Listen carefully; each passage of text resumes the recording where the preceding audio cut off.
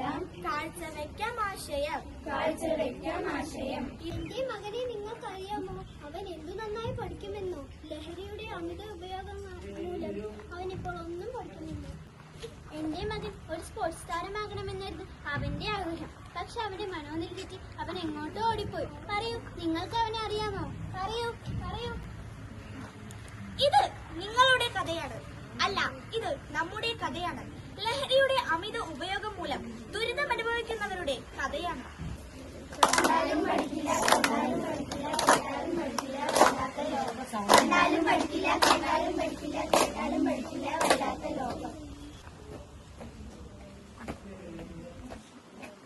എന്തുപറ്റി നമ്മുടെ കുട്ടികൾക്ക്?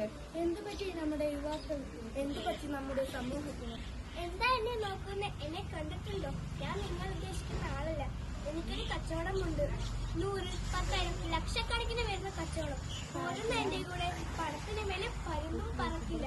പണം, സർവത്ര പണം.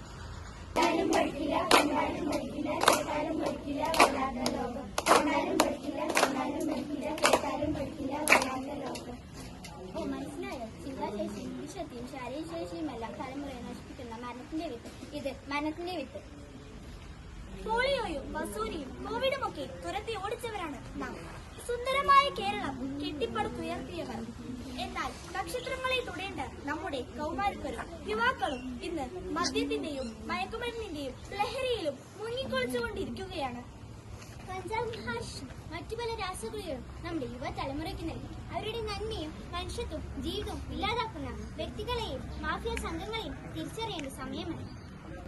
ഈ ആധുനിക വിപത്തിനെതിരെ കൈകോർക്കേണ്ട നേരമായി കൂട്ടരെ.